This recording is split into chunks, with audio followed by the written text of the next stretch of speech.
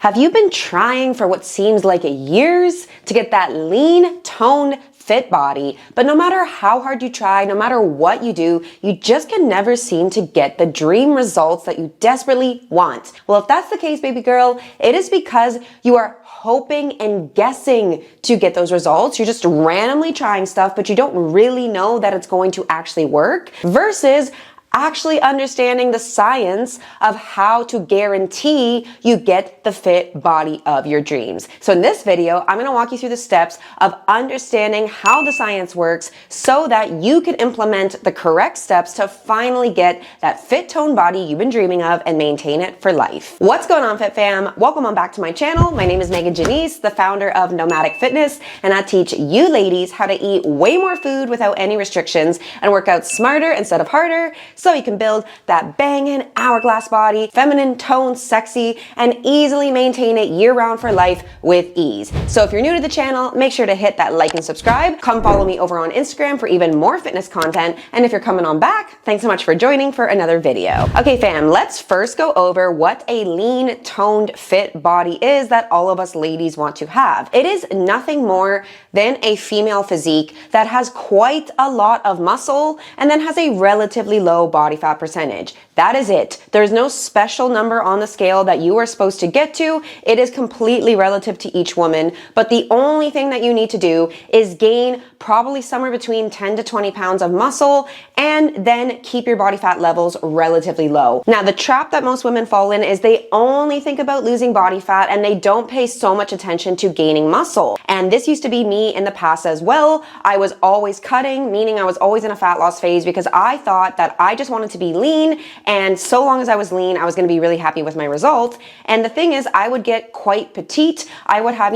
pretty nice abs, but I was always disappointed that I didn't have more tone definition, aka more muscle, especially in my legs and glutes, which I was always disappointed weren't more full, weren't more shapely and defined. And it wasn't until I finally learned how to put emphasis on a muscle gain phase by eating more food, like way more food, that I finally got the results I always wanted. So yes, we do need to be relatively lean, so some weight from fat needs to come off, but don't forget that without gaining quite a bit of weight from muscle, so not all weight is bad, it depends on the source of the weight. Muscle and fat are different. You can see how totally different they look in a picture here, as well as the fact that muscle does not take up as much space as body fat, and the texture and appearance is totally different. So if you want that toned look, you need to be gaining some muscle. Okay, so now that you know what you want, how do you get there? So there's obviously two factors to this equation, and you're probably already trying to do these two things, but you're probably just not doing it as successfully as you could be. And those two factors obviously is your nutrition and then your workouts. So the way to approach your nutrition is to track macros. You've probably heard of this, but if you haven't,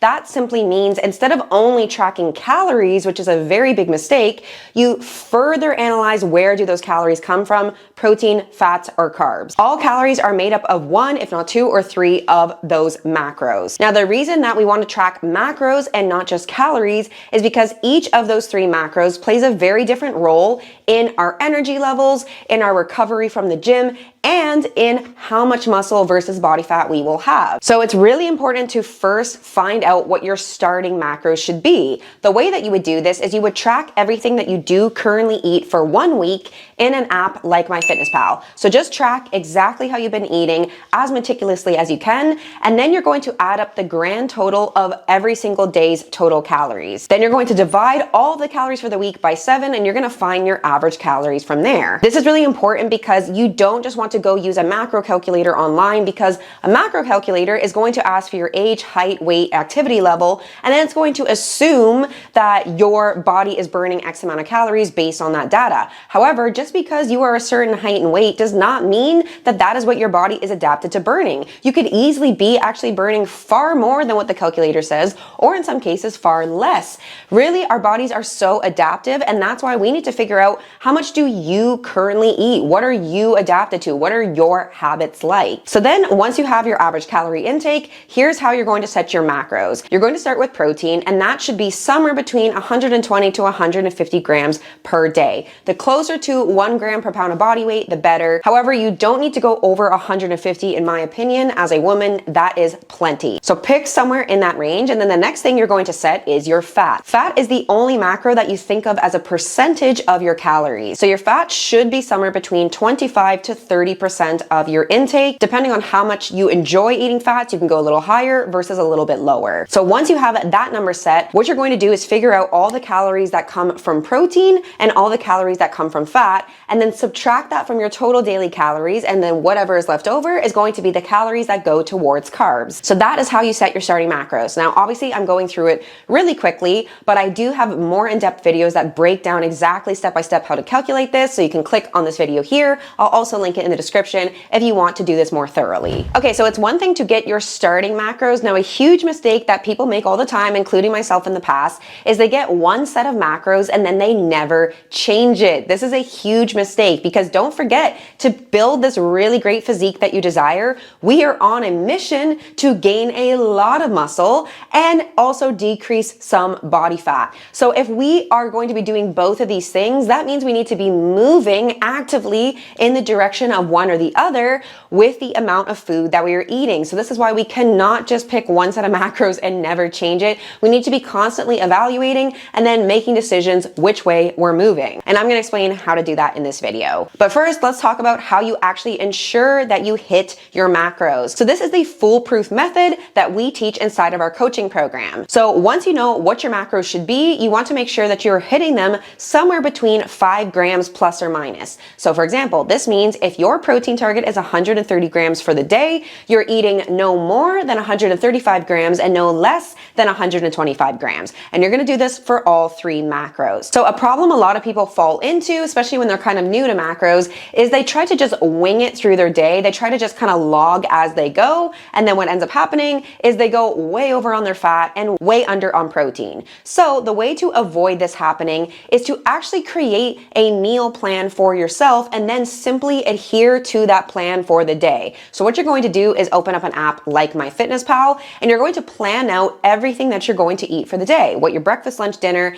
any and all snacks, any milk and sugar that you add to your coffee, etc. And then what you're going to do is go back into your diary and adjust the amounts of everything you've entered until you are within 5 grams plus or minus of each macro. Then all you need to do is simply eat according to the plan, and you are guaranteed to hit your macros. And honestly, this takes a lot of stress off your shoulders, because it only will take you about 2 to 5 minutes to pre-plan what you need to eat, and then you simply just eat accordingly instead of having to figure out through the day how you randomly fit foods into your macros. So you want to aim to do this at least 5 days a week and as much as 6 days a week. The reason that you would have 1 to 2 days where you don't have to hit your macros perfectly is because you do still get to have a life on this fitness journey, and that means you can have 1 to 2 days where you have free meals. What most people would call a free meal is a cheat meal, and essentially this just means where you get to go eat a meal that you don't have to track, you don't have to think about the macros, you can simply enjoy yourself. Obviously, this is especially the chance to have something that's probably not the most fitness-friendly food, like pizza, like burger and fries, wine, whatever. And because you're only doing it, once, twice a week, it's really not a big deal. And then that means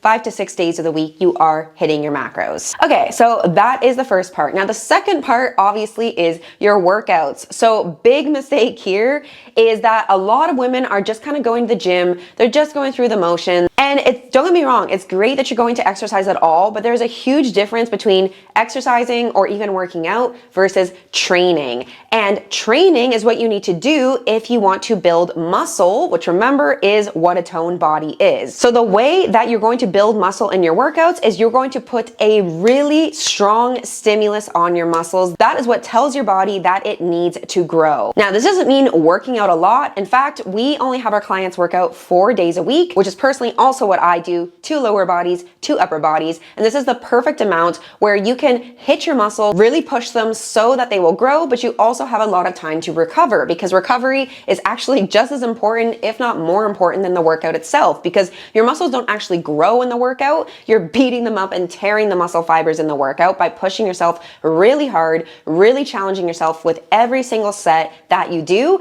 And then when you're outside of the gym, the muscles are recovering, rebuilding, and repairing from from the fact that you are eating a lot of food and obviously getting good quality rest. Okay, so that is the beginner baseline to your plan. Lifting 4 days a week, 2 lower bodies, 2 upper bodies, about 5 to 6 exercises per workout, usually 3 sets for every single exercise. And then you are hitting your macros 5 to 6 days a week within 5 grams plus or minus for each macro. Now let's talk about how you can guarantee that what you're doing is actually working for you. So the way that you're going to do that is you must be actually tracking the data of your body. If you are not doing this, then you are continuing to hope and guess for results instead of knowing for sure that you are getting them. So what is the data that you need to be tracking? Number one, you need to be taking weekly progress photos. So please take a photo in something that's very skimpy so you can clearly see your body. So something like a bra and thong or a really small bikini is what you want to be doing so we can see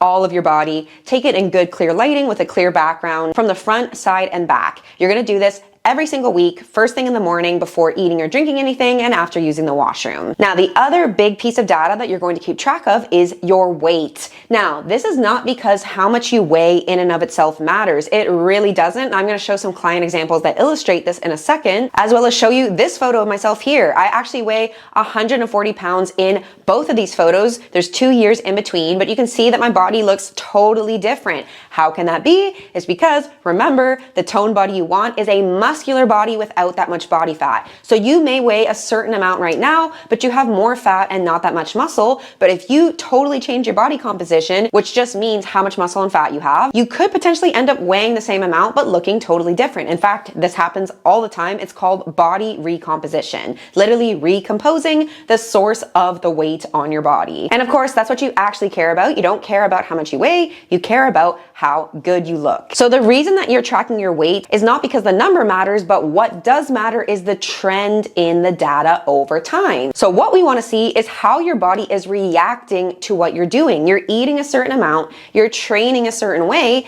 Now let's see, does the scale tend to stay the same? Does it tend to trend upwards, or does it tend to trend downwards? Because that is going to give us a lot of information about how your body is responding to what you're doing. And there's really no way that anyone can know. Very educated people like myself can obviously maybe have a guess of what is going to happen in your fitness journey, but the only way to know for sure is to actually be tracking, because everybody's body is different. So you can't guess and hope for results. You have to know what does the data say, and then based on the trends you're seeing, you're going to know the decisions you need to make. Okay, and the last thing to be asking yourself on a weekly basis when you also take your photos is your biofeedback. So this is asking, how does your body feel based on what you're doing? The main things you want to pay attention to are your hunger levels, your sleep, your energy, your stress, your menstrual cycle. If you were having a bunch of alcohol this week, how many free meals you were having, etc., etc. You want to look at all of that data because you can see what's happening in your photos, you can see what's happening with the scale, but if you don't really know how did you feel based on what you were doing, you're not going to know very much about what you should do next to keep making progress with your goals. Okay, so now you know how to approach your nutrition and workouts, you know how to keep track of the data of your body, and now the last thing you need to take into consideration is understanding that there are 3 different phases that you need to go through when it comes to building your body, putting on lots of muscle and decreasing body fat. And this is what I mean when I say that we got to be actively moving in a specific direction to get the result you want. Now, those 3 phases are called a reverse diet, a cut, and a build. A reverse diet is pretty much always the first thing that somebody should do when they start this journey, because a reverse diet is where you gradually increase the amount of food that you're eating. Usually this is going to be every 1 to 2 weeks. You're going to be adding in about 50 to 100 calories, usually from carbs and also a little bit of fat over time. Now, why on earth would you do this? This is because you want to be making sure that you're eating enough food so that, number one, you actually have the resources to build muscle with. And this is one of the key mistakes that so many women are making, is that they are trying to get this toned physique, but then they barely eat. And remember, toned means muscle, and if you barely eat, you have no resources to build muscle with. So that's the first reason. The other reason that you would want to bring your food up is because the more food you eat consistently, your body will adapt to that amount and it will start burning more fuel consistently. So essentially, when you're always eating at a low calorie intake, your metabolism, your body adapts adapts and it starts to burn less calories. But the opposite also happens. When you get your body adapted to a higher amount of food, you start burning more calories all the time, especially when you are building muscle from your training and eating enough, because the more muscle you get, the more calories you burn on autopilot, because muscle costs your metabolism more calories. It is calorically expensive to have muscle on your body, so this makes you more of a 24/7 calorie burning machine without having to do anything. And then the last reason you would want to do a reverse diet is because the next phase, which is a cut, this is a fat loss phase where you go into a calorie deficit. And the reason that we do this next phase is because we want to maximize how much fat we can lose. And so a lot of women obviously are coming in needing to lose quite a lot of fat. And so they are going to need to have a designated phase of being in a calorie deficit to take that body fat off. But the problem is if you're coming into this fitness journey already not eating very much food, and then you want to go into a calorie deficit, you're not going to have very much room to drop your calories. So for example, if you're only eating 1,500 calories a day right now, and you start dropping to 1,300, then 1,200, and you get below 1,000, then you really didn't have any room to work with. So this is why you want to get your calories higher first so that your body can get adapted to more food, and then you can drop your calories from there. So for example, let's say we get your calories up to 2,500 a day, then we have lots of room to drop. Even if we got all the way down to 1,500 calories by the end of your deficit, we had so much room to drop as opposed to starting your deficit at 1,500. So those are the reasons to do a reverse diet. So the second phase is a cut. That is where you're going to actually go into a calorie deficit, be eating a little bit less food, also doing a little bit more cardio, walking a little bit more to maximize how much fat you can lose. And the last phase is a build. This is where you actually actively go into a calorie surplus. So you are intentionally trying to gain weight by eating more food than your body's burning so that you can build as much muscle as possible. Because yes, you can build some muscle for sure in the initial reverse, and you can also lose some fat in the initial reverse, but eventually you are going to have to pick to go all in on one or the other to really maximize how much you can achieve in one or the other. Now the catch to being in a build is because since you are gaining weight in this phase, you need to already be lean enough that you are in an okay position to be gaining weight. Now a lot of women think that they're not in that okay position, but if you are quite skinny or skinny fat right now, there's a good chance that you actually could do a reverse and build and see amazing results by gaining some weight, because you're going to put on a lot of muscle. Okay, so let me wrap up this video by going through 2 examples of my clients that I have taken through these various phases and show you what I did at each stage to get them the results they now have.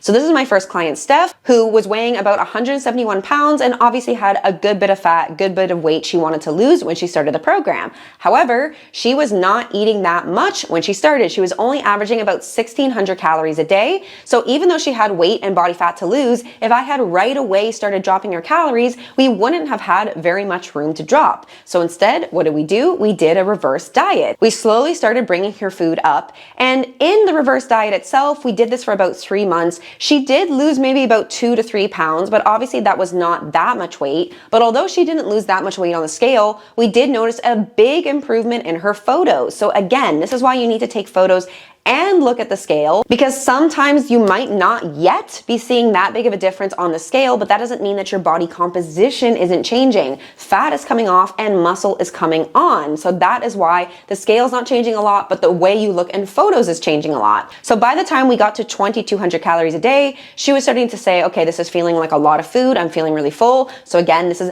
biofeedback. This is why it's important to know what is your hunger and satiety like, because that will give you information to know when you should end a reverse. If you're feeling really full at a high enough intake and you still have more fat that you need to lose, you probably know that you're in a safe spot to start dropping your calories. So we have been cutting for several months now. I think it's been about 8 months, and she is now down 20 pounds. She's down to 151, and we are still going to push this fat loss phase a little bit longer, do a little bit more cutting, because she still has some weight, some body fat to lose, but we have made a huge dent. She looks like a completely different person in almost 1 year of coaching together. So the majority of this cut, she was still eating around 1,800, 1,900 calories a day. Now that we've been in the cut for a while, we're down to 1,575. But again, with her biofeedback, she's feeling really good on this amount. She's not feeling hungry, and the scale is continuing to drop really steadily every week. So we're going to keep cutting her a little bit longer. Then we will be doing a reverse out of her cut so that she can maintain her weight loss results at a higher intake. And eventually we will also move into a build phase where we're going to actively work on gaining as much muscle as possible. Okay, and let me show you here. This is my client, Bethany, who who has had a complete body recomposition. She literally looks like a totally new person and obviously looks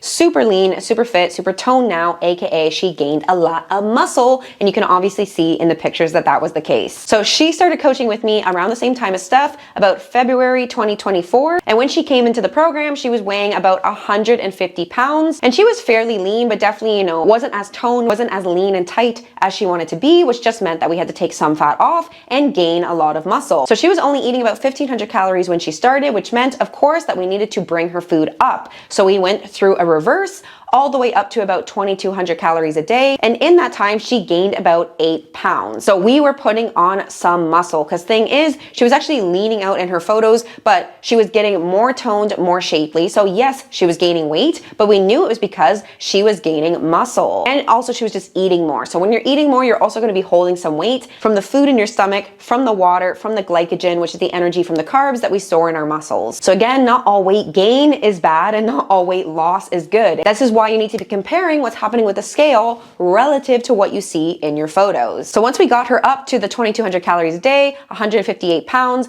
then we have been cutting since then. And now she's back to 150 pounds, so the same weight that she started at, but she has a totally different body. You can see how lean, how toned she is. And that is because we went through the phase of eating up to put on the muscle, and then through the phase of bringing calories down. And we have only had to go down to about 1,800, 1,900 to lose 8 pounds again, but reveal all the muscle that she worked so hard to build underneath. All right, Fit Fam, so that is how you do it. These are the factors you need to pay attention to stop hoping and guessing that you get results and actually guarantee that you get them by understanding the science and understanding how to evaluate data. So I know that this is a lot to understand, and this is why there's professionals like myself who literally dedicate years of their life to this and actually help others achieve the results, because you don't want to have to spend all the time figuring it out yourself, questioning if you're doing it right. And that is exactly why we have a one-to-one coaching program to guide you step by step, tell you exactly what you need to be doing. You don't have to figure anything out. We will tell you the food, the workouts to be doing, going over your exercise form to make sure that you're maximizing what you can do in the gym, getting the best results possible, and guiding you through these 3 phases of reversing, building, and cutting. So if you would like to be coached by us directly, then go ahead, click on the link in the description. You can come check out our program and see if it's a good fit. And if you're interested, you can set up a consult call to speak with you. We would love to see if we could help you finally achieve the dream results you've always wanted. All right, Fit Fam, thank you so much for checking out this video. Now next, I want you to go watch this one here, where I'm going to walk you through more details of setting up your macros, how to calculate the 3 of them, and why each of the 3 matter in your fitness journey. I'll see you in that video.